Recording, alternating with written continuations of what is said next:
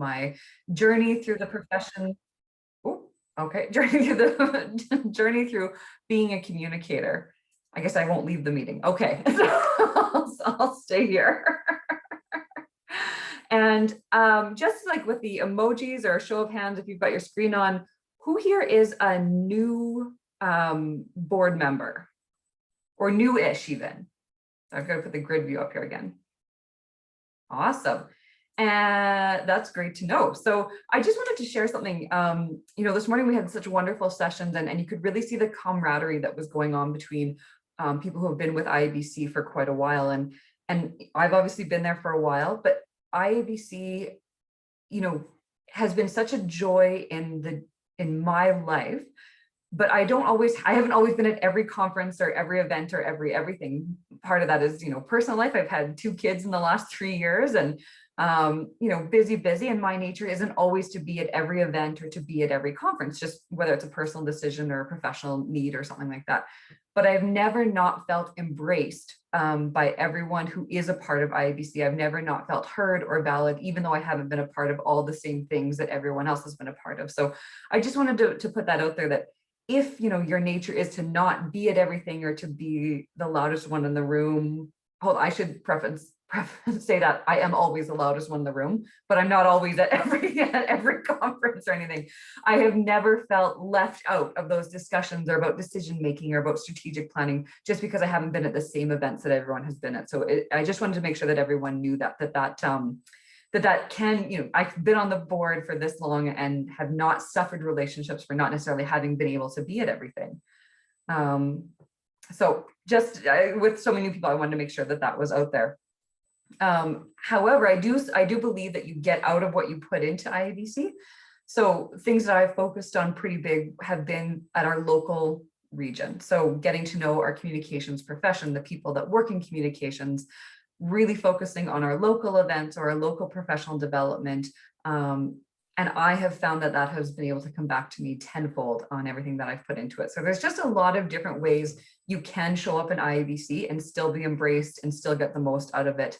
And I'm really excited for everyone that is kind of starting their tenure on these boards, because like I said, it's been 8 years and I haven't been able to leave yet. And in fact, we have I'll probably mention it later in this presentation, but I'm taking an extra 6 months as we have a little bit of a strange board year in terms of our executive leadership this year.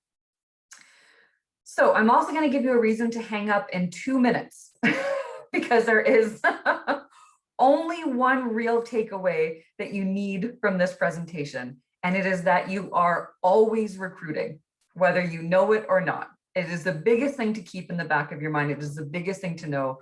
You are never not recruiting. And keep that in mind, because the day will come when you have to write names down on paper and get them voted in at your AGM. And you will be glad that you have always thought, I am always recruiting. So I'm going to go through just a few slides here that was part of a previous presentation. And then I've got some questions just to throw out to the group. Some of you have probably been involved in succession planning or recruitment, whether it's with IABC or with your organization. And some of you might have some questions about what to do. So yes, note to self, you are always recruiting. It's the only thing you need to know after today. So to tell you, I'm just going to close this piece here where I can see my screen a little bit.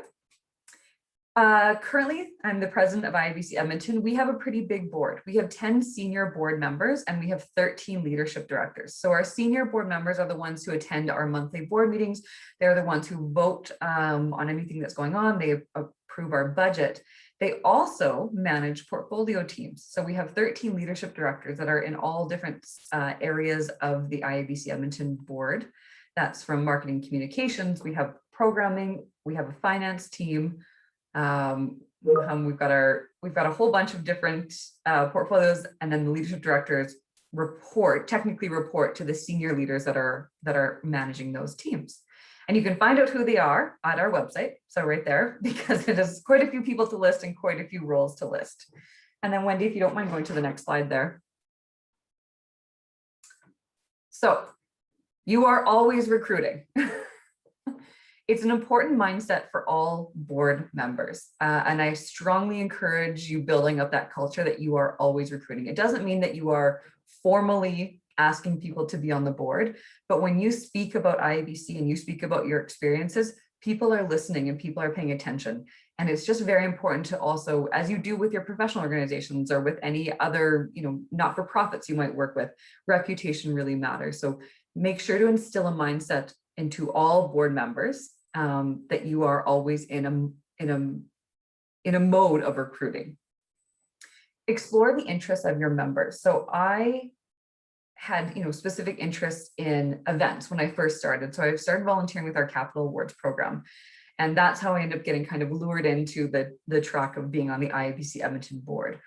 We do membership surveys and we find out where people's interests are. And then that's a great way to find out where people might be invested in being part of the board or learning a new skill.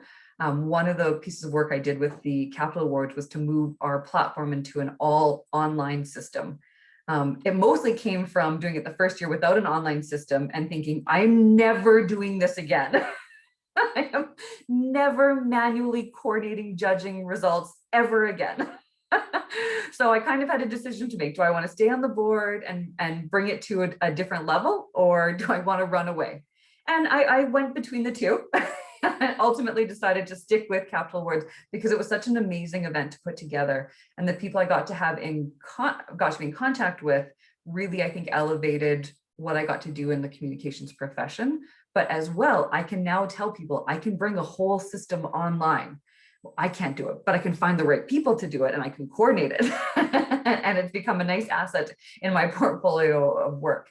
So exploring the interests of your members, whether you do that through focus groups or through surveys, but pay attention to what that could be. Our current, just outgoing now, director of finance is quite high up in the field of professional communicators, but she needed some budgeting finance experience to really make it to that top level of her career path. And she got that over the last 3 years, and it's been a really amazing experience. And now she's too busy. She can't be on the board anymore. So there is a problem where, people get so skilled that all of a sudden their career and their lives take over and they can't be on the board anymore, but that's a wonderful problem to have. Every event, every gathering is an opportunity to speak about IABC Edmonton. So always IABC Edmonton for our board, IABC Edmonton, but about your chapter, it's always really important. Any networking event that you're in for communications, try and talk about the fact that I'm just on the board and people will inevitably ask you questions. And what you say informally has a really big impact, both in a positive sense and in a negative sense. So we're all in the communications profession, but it means that we're all cognizant that what we say will have a big impact informally. And we have noticed how much people and people even joining our board this year have done their research behind the scenes, have asked people, is this a good board to join? What is the leadership style like? Who are the people like? What am I going to be tasked with doing? The amount of stuff that happens behind the scenes informally is I don't even know the depths to which it goes, but it happens. So that informal communication about the board is very important. And Wendy, if you don't mind going to the next slide there.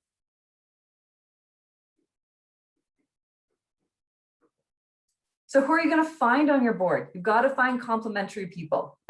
You've got to embrace your weaknesses.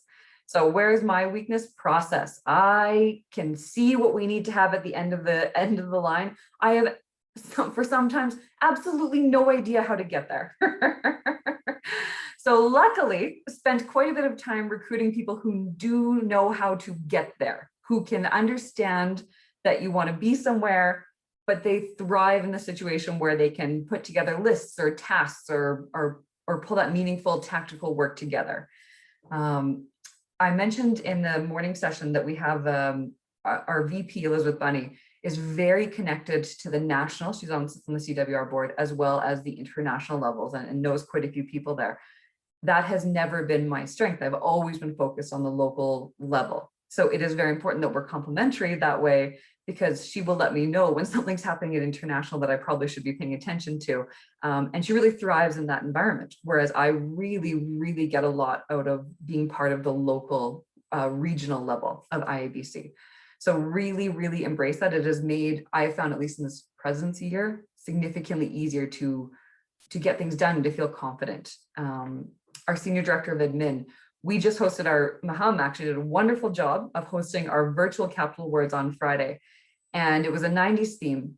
And I had 3 different outrageous outfit choices, and I put them all on, and I'm looking a bit foolish and I'm having some fun with it. And none of that made me nervous. But we also had to do the AGM. And the idea of calling motions had my heart palpitating. I was so nervous about that, not about dressing up like Annie Lennox, but about calling for a motion to adopt an agenda. How silly is that? We have a senior director who's our administration director, and he is amazing. This is where he performs well. He wrote an entire script for it. It was very complimentary. And I had to spend the year also letting my guard down and inviting him to always give feedback after every meeting, after every opportunity where, Robert's Rules of Order had to be in play, or where you had to kind of have these meticulous ideas. So not only do you have to embrace having someone complimentary, you've got to put your guard down and let them show you where they can help elevate you. And that's not just to executive leadership, that's any place on the board. If you know you can't do it well, let it down and figure out who on the board is going to help you do better. And our board is much better for the diversity that it has.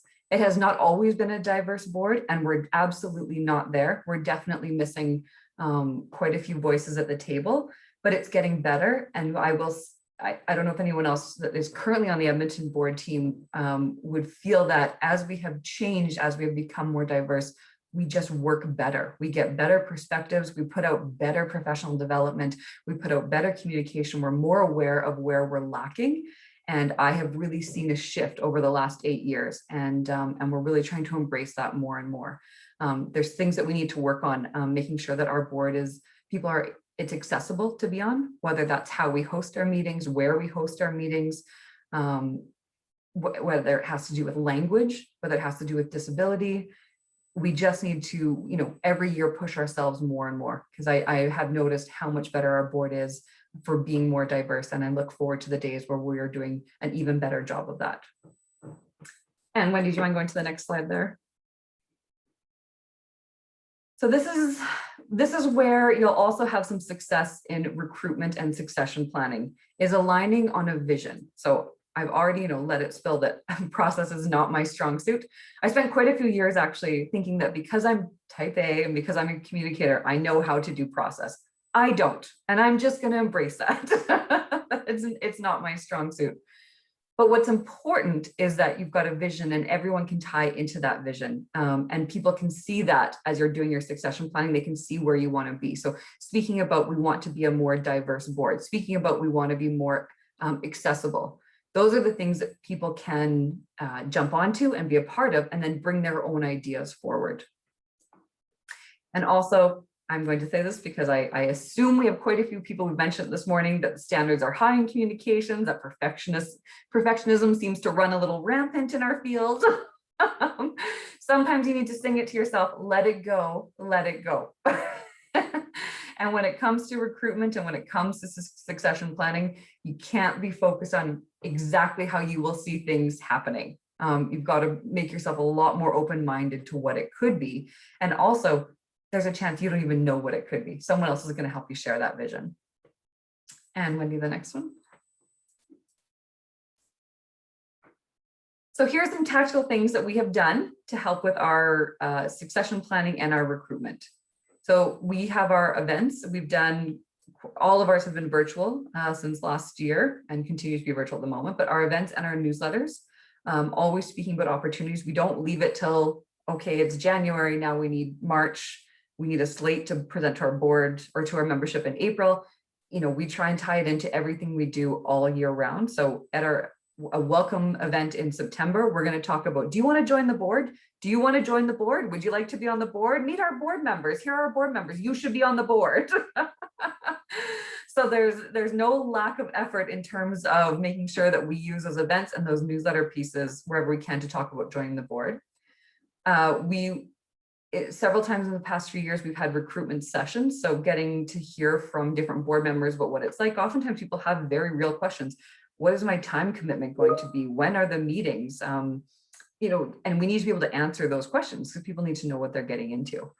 And that's smart. You should know what you're getting into.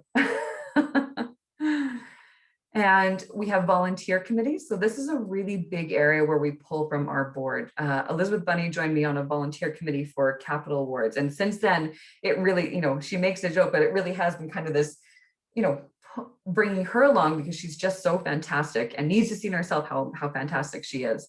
But that's where we draw quite a few of our people to join our board because they've been part of our volunteer committees.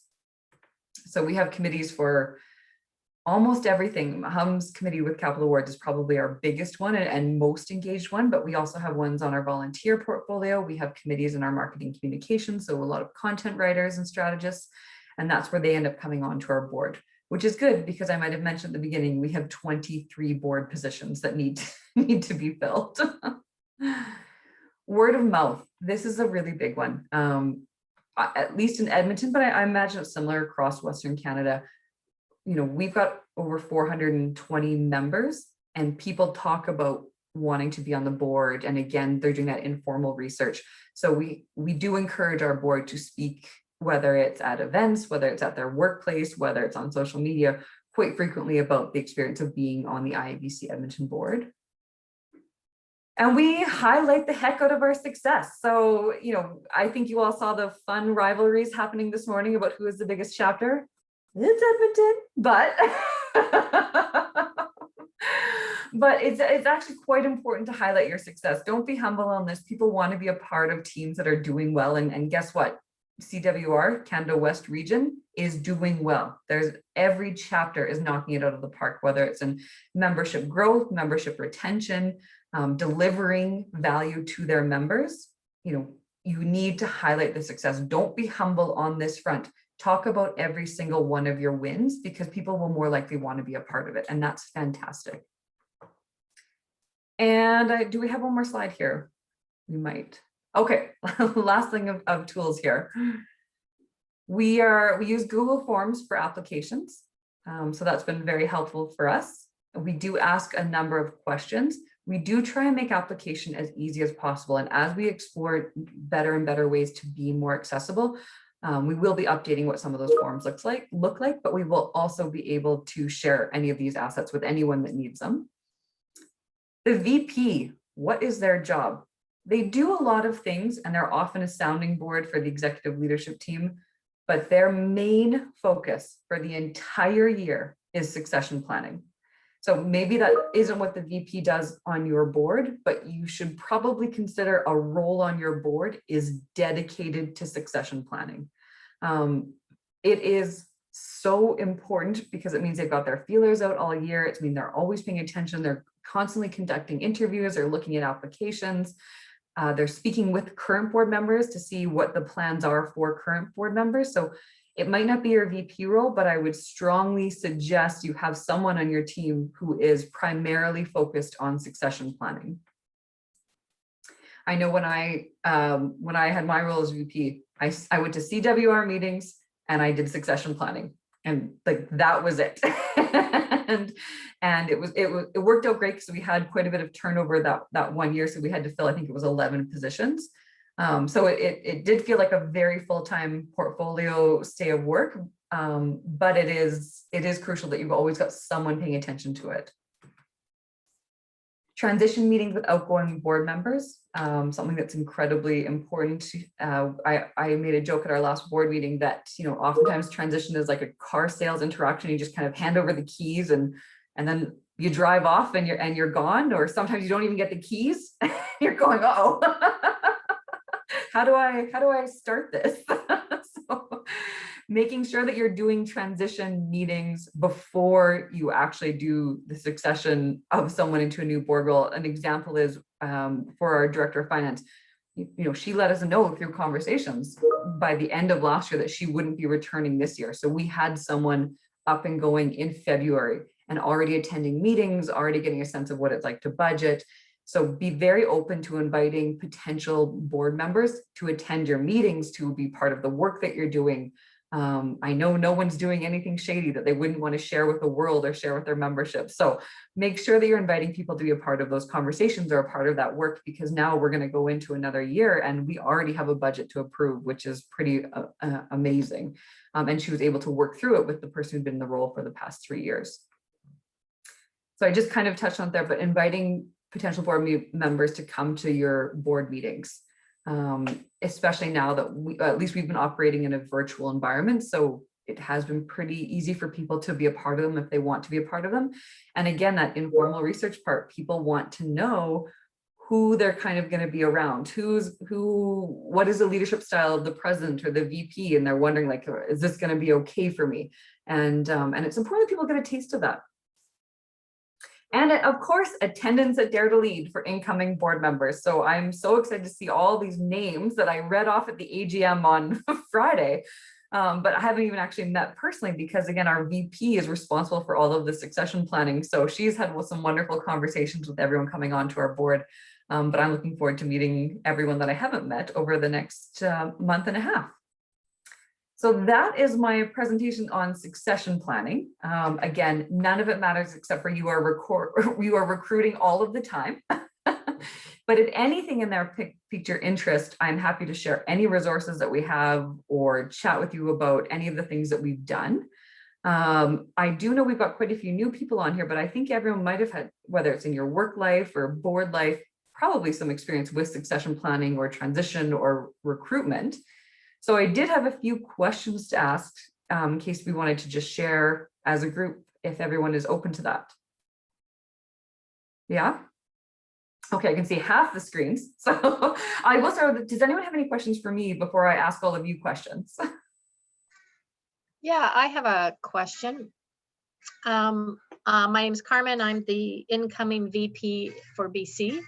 And I'm sort of realizing with alarm how much the VP position, and I realized this a couple of months ago because I've been watching Jose do all of the recruiting and succession planning.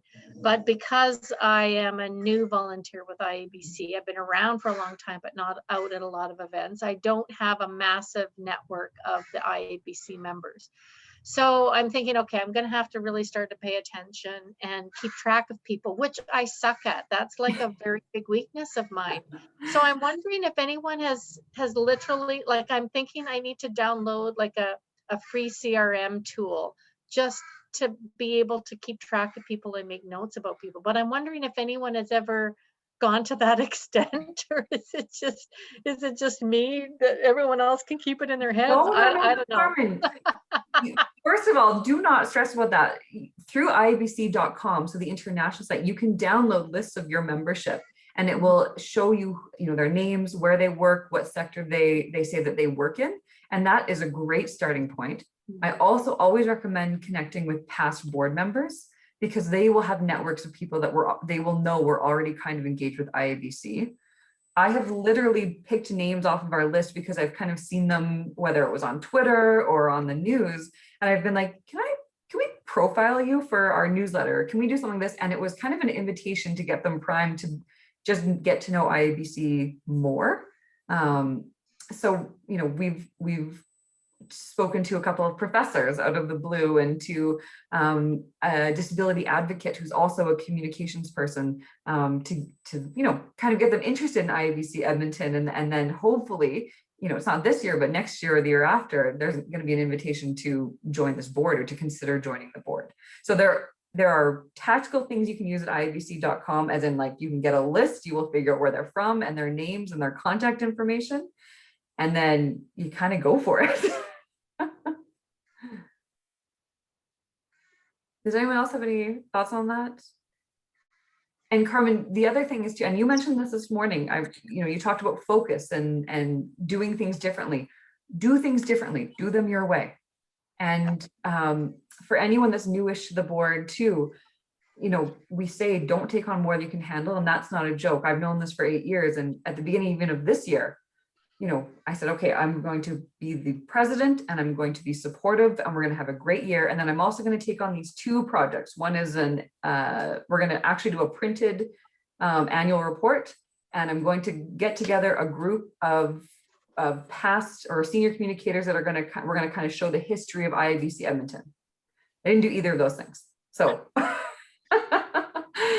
that happens, but our board did okay, did actually great. And I said, okay, well, that was my priority. So, take the list of things you want to do and then cut it at least in half. Oh, yeah. I better start with a short list to begin with then. Well, there you go. Yeah. But that's what I mean. We had a role that was like VP, you can do whatever else you want to do, but succession planning is number one. And anything else you want to do, if you get it done, great, but you don't have to. Does anyone else have anything they want? Kanika or Kanika? Did I get that wrong? Yes. No, either way, it's Kanika, but it's okay. I was just wondering, I didn't catch the name. She was mentioning, do we know any free CRM software that we can use to keep up, or is just the IABC box that's helpful? We've used the IABC.com. We do have, I've got a couple of running spreadsheets that we can search specific things. So we'll okay, they've been a member for 10 years plus, or you can search, they work in this sector. So you can, you can figure that part out with that resource. With that, which is on the box, right? That's the resource, right? Oh, okay. I still think I feel like I need some kind of a tool just to be able to make notes about people. So my sort of research so far that I can get for free are things like the HubSpot CRM and Zoho CRM are the two that I'm kind of thinking about, because then potentially you can invite people in. So if I'm starting to track notes about people, then it can be cross-referenced maybe down the line, bring somebody new, the next VP, into the CRM. They can see historically the notes, because even now, I know that spreadsheet idea is shared sort of from the president to the VP, et cetera, down the line. But I just feel like a spreadsheet might get to be a little bit cumbersome. I don't know. Maybe I should wait till I get my hands on it before I set up a whole CRM system. Well, it all comes down to that real-time accessibility. So we've been lucky. We had a director of special projects who's just leaving the board this year. But she set us all up on the elevated G Suite platform, which if you are an IABC chapter, you can get access to. So it gives us all our domain to have IABC Edmonton email addresses. You can work on, the Google spreadsheets in real time. So if you want to pull out, okay, here's a list of 20 potential board members that we've determined they're potential board members because their first name is Danelle. And then you could work off of real time in something as simple as a Google document. Can I just I just want to make a little point there about creating new systems, just Carmen, because you were talking about creating a CRM or something. And just the one sort of word of caution I would say, and maybe that's just from the board that I'm working on, is different people have different capacity to understand technology. And if you create a CRM that is really cool and really useful, but you know how to use it because you have that capacity, and then you pass it on to a board member who maybe doesn't have that capacity, the knowledge could get lost. So I think one thing I've been learning as I've been trying to create new systems for our board is trying to keep it simple enough that a Google Doc is a great thing, but even Google Docs, we have board members who can't seem to manage opening a Google Doc, which I don't understand. But it's just, and maybe that's, Wendy, are you one of them?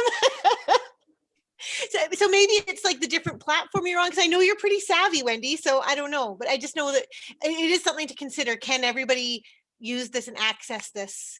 So keeping it simple. And if you're going to, we were very lucky, Elizabeth G. We have 3 Elizabeths on our board. Apparently that was the requirement to be on the IABC board. You have to have the name Elizabeth. Set up training sessions and bite-sized training sessions, which was very, very important. And we are right now onboarding our new board, and it starts with, here's your email address, and then here's your Slack. And then here's, so there are quite a few components, and we're not doing it right by any means. But we're being cognizant of the fact that you have to spend time with people to get them into those systems and using them. So one of my goals was we were going to have a calendar that had everything in it. And I kid you not, the goal was that by the end of the year, 12 months, everyone is using this calendar. So that's what I mean about setting the goals to achievable, because not everyone could access the calendar. Not everyone knew how to input something in the calendar. For a while, not everyone could input something into the calendar because of restrictions. So when it comes to new systems and that, set it so that it's relatively achievable. And I said, everyone's going to use this calendar. We're starting it September 2021, June 2021, everyone will be able to use it, even though half of you will be off the board.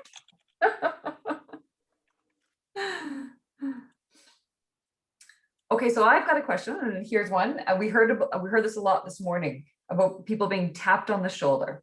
Now, unless someone was physically touching your shoulder, which I don't know if that's appropriate or not, what are some suggestions you have for how you have or how you would tap someone on the shoulder, metaphorically speaking?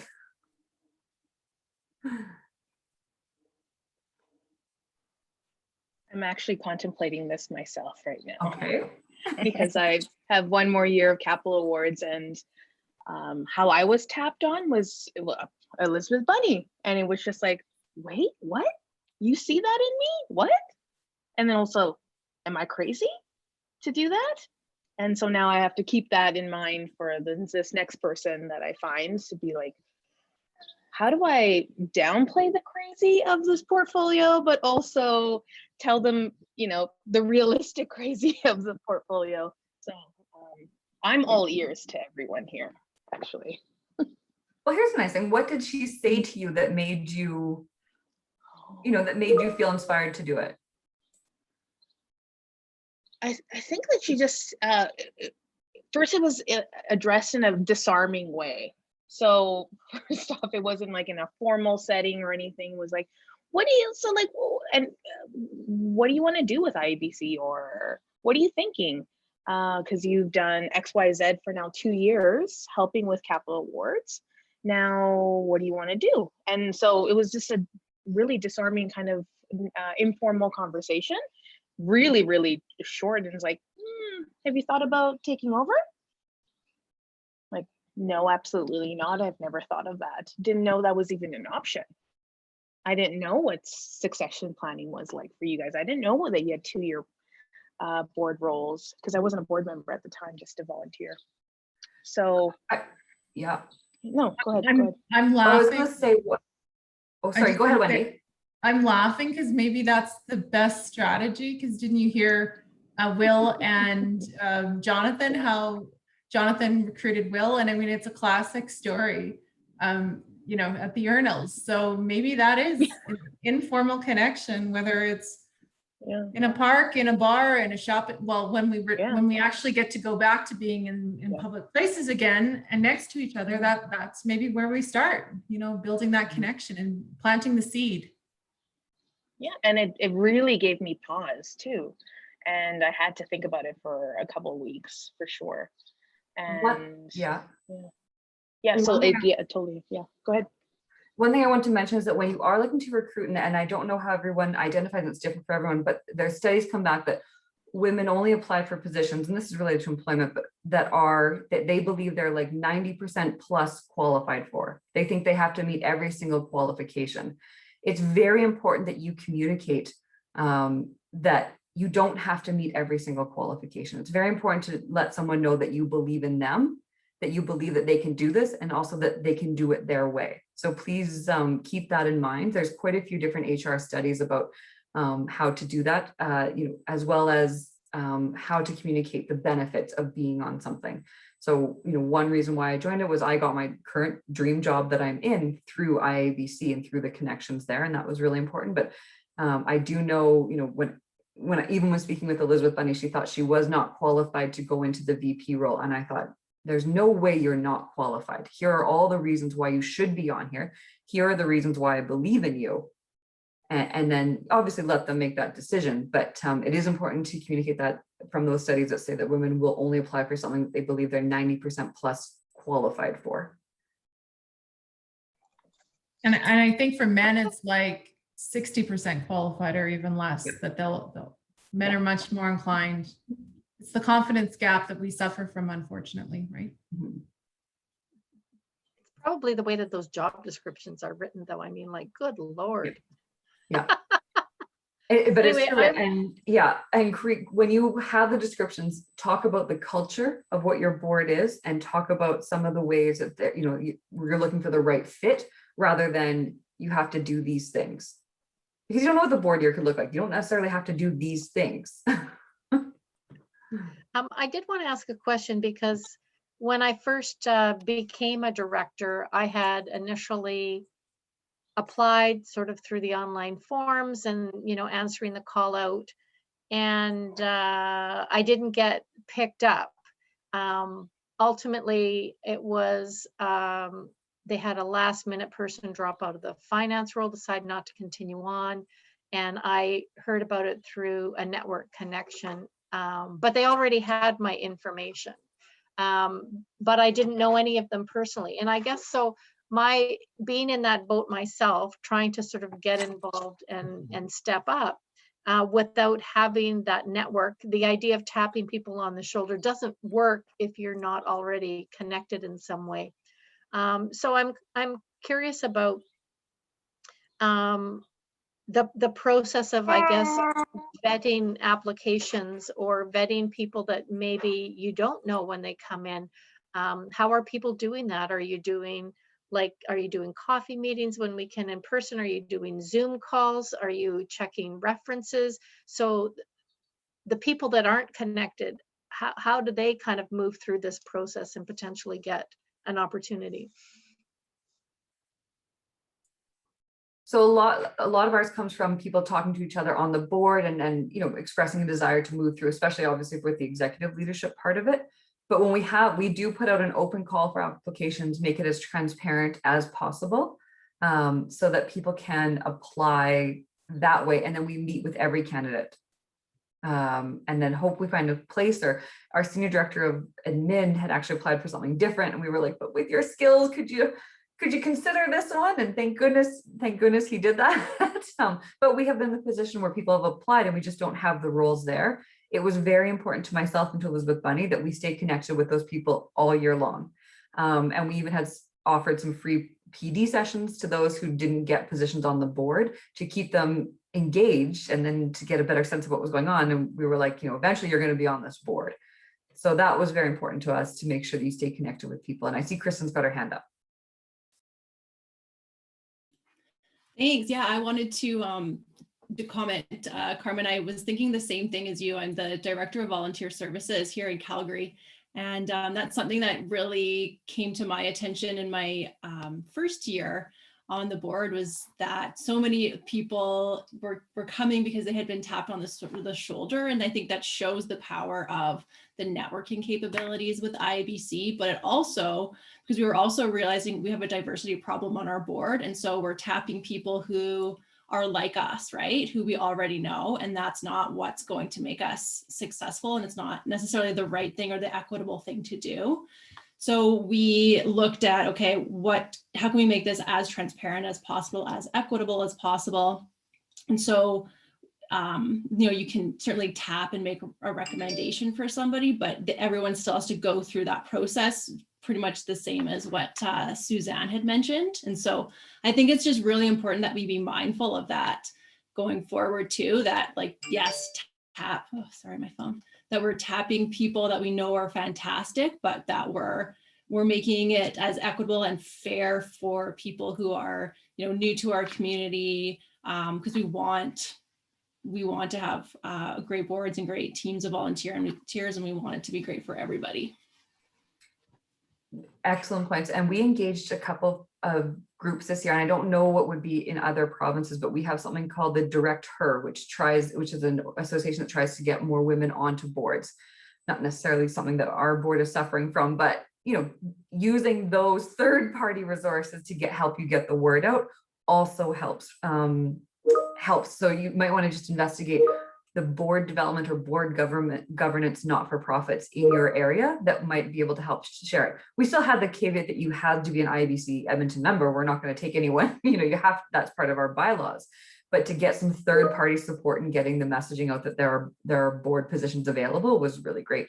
And Kanika, you had your hand up there. Yes, so I wanted to share a little bit how I came into this role. So I've been blog manager with IABC Calgary for 2 years now, and my current board leader was stepping down, and she offered that, would you want to consider this? And again, as I don't know, I'm just new to the country altogether. I'm transitioning into communication. So for me, it didn't seem when she offered, I'm like, of course, like you would just jump on everything that comes your way. So it was just the next logical step, I felt. And I felt sometimes you just need to put yourself out there. So whatever opportunity comes your way, you just grab it with both your hands. You really don't have to think too much.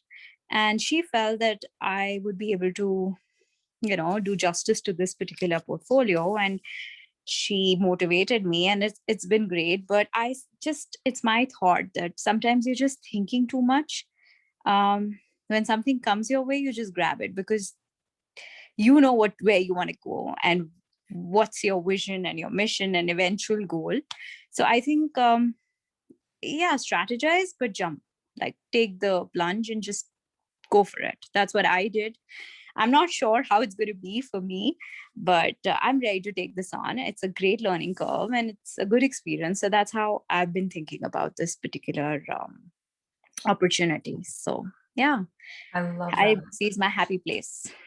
I love that. And I love that you've had such a wonderful experience and wonderful message, which is jump in and do it. Oh, absolutely. Everyone, you can't be sitting and contemplating, because that's what you'll do all your life. Then you'll be sitting at the edge. And then we're all here. So we're all board members or incoming board members. So here's, before I give you the gift of 15 minutes back, maybe,